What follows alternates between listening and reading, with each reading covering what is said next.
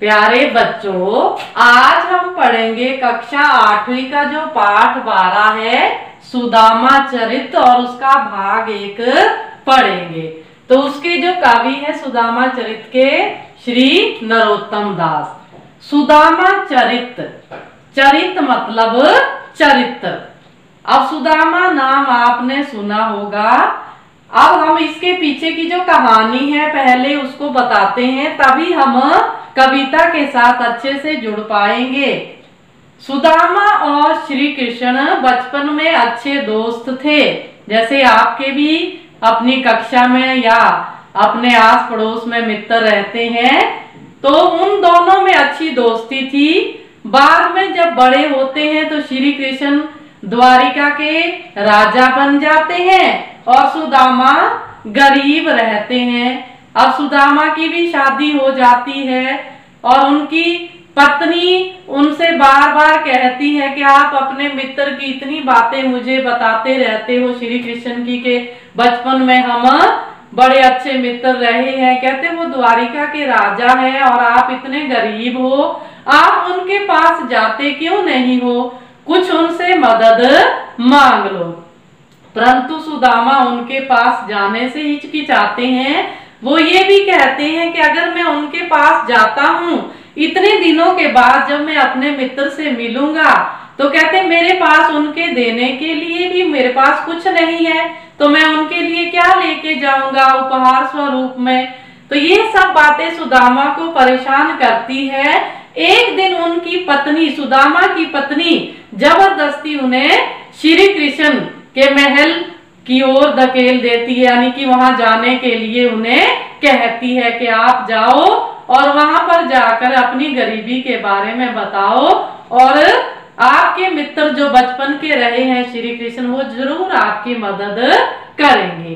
तो बच्चों, आज हम इस कविता का पहला भाग पढ़ते हैं। तो इस कविता की जो भाषा है तो वो आपके लिए थोड़ी कठिन भी हो सकती है, क्योंकि ये अवधी और ब्रज भाषा मिश्रित है। तो हम पढ़ते हुए इसके कठिन शब्दों के अर्थ जानेंगे ताकि आपको व्याख्या अच्छे से समझ आ जाए। अब देखते हैं, जब सुदामा श्री कृष्ण के महल के द्वार पर पहुंचते हैं तो फिर वहां से आगे ये कविता का प्रसंग दिया गया है। जो कवि है श्री नरोत्तम दास, ये तो उन्होंने पूरा एक ग्रंथ लिखा है, लेकिन हमें तो एक छोटा सा अंश दिया है जिसमें सिर्फ इतना वर्णन है कि सुदामा श्री कृष्ण के महल में जाते हैं और फिर वहां जाकर आगे की स्थिति क्या बनती है, तो ये हम कविता के माध्यम से जानेंगे। तो आओ बच्चों, पहले इसका सस्वर वाचन करते हैं। जो पहला भाग है, शीस पगा ना झंगा तन में, प्रभु जाने को आही बसे के ही ग्रामा, धोती फटी सी लटी दुपट्टी, अरु पाए उपानह को नहीं सामा, द्वार खड़ो द्विज दुर्बल एक रहियो, चकिसो वसुधा अभिरामा, पूछत दीन दयाल को धाम, बतावत आपनो नाम सुदामा। अब देखिए, आपको पता होगा कि जो राजमहल होते हैं वहां द्वारपाल होते हैं, वो बिना पूछे किसी को भी अंदर नहीं जाने देते हैं।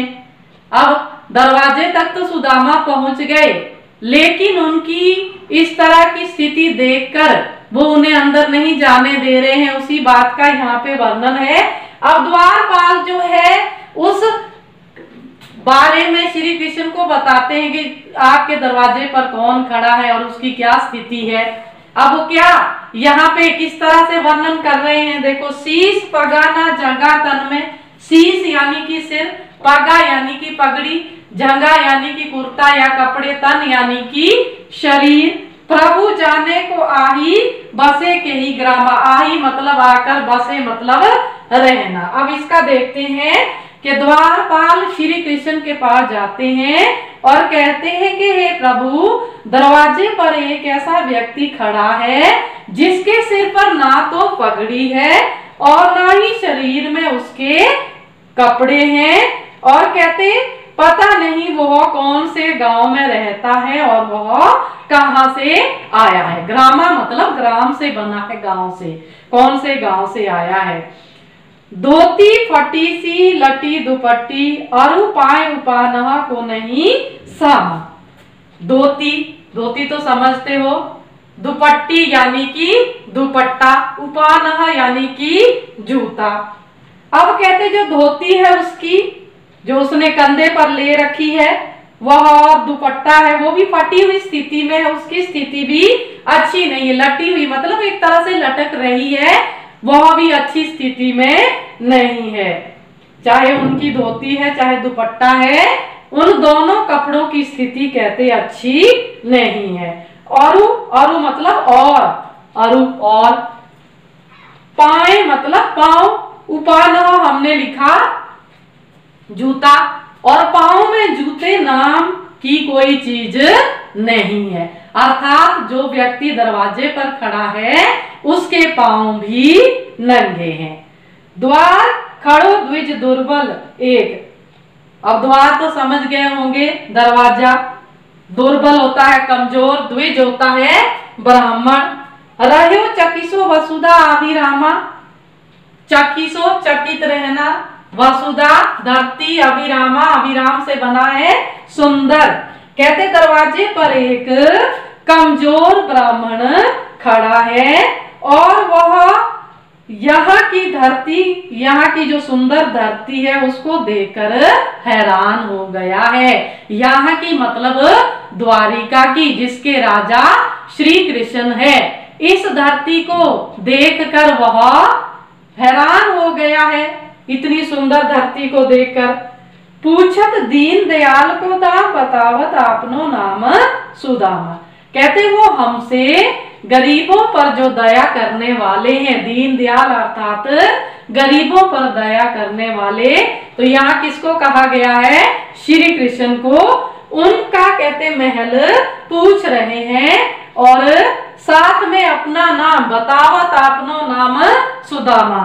अपना नाम क्या बताता है? सुदामा। अब देखो ये आपको समझ आ गया होगा, एक बार फिर से मैं इसको बोलती हूँ। तो बच्चों आप प्रसंग तो इसका जान गए हैं कि प्रस्तुत जो कविता है वह हमारी पाठ्य पुस्तक बसंत भाग 3 की कविता सुदामा चरित से ली गई है। इसके कवि श्री नरोत्तम दास है और इसमें इन्होंने सुदामा के चरित्र या जीवन से संबंधित उनकी घटनाओं का वर्णन किया है। अब यहाँ पे हमें देना पड़ेगा कि जब सुदामा पत्नी के कहने पर, ये प्रसंग हमें बांधना पड़ेगा क्योंकि मैंने आपको कहानी सुना दी है। पत्नी के कहने पर जब सुदामा श्री कृष्ण के महल के बाहर खड़े हो जाते हैं तो उस समय वहां पर जो द्वारपाल है वो उन्हें महल के अंदर नहीं जाने देते और फिर वह द्वारपाल श्री कृष्ण के पास जाते हैं और क्या कहते हैं कि हे भगवान या हे प्रभु, दरवाजे पर जो व्यक्ति खड़ा है उसके सिर पर ना तो पगड़ी है ना शरीर में कोई वस्त्र है और कहते पता नहीं वो कौन से गांव से आया है, उसका गांव कौन सा है। उसकी जो धोती उसने पहनी हुई है और दुपट्टा पहना है उन दोनों की स्थिति भी अच्छी नहीं है, वो भी फटे हुए हैं। और कहते पाँव में जैसे हम जूते पहनते हैं तो उसके पाँव में तो जूते नाम की कोई चीज नहीं है, अर्थात वह व्यक्ति नंगे पाँव है। और कहते आपके दरवाजे पर एक कमजोर ब्राह्मण खड़ा है और वह इस सुंदर धरती को देखकर अब कहते चकित रह गया है। कहते वह आपका महल पूछ रहा है और साथ में अपना नाम वह सुदामा बताता है। हमने ये पहला भाग पढ़ा कविता का, सुदामा चरित का, ये समझ आया होगा। तो कठिन शब्दों के अर्थ आपने कॉपियों में लिख लेने हैं और पहले पद्यांश की व्याख्या भी कर लेनी है। तो बच्चों आज बस इतना ही।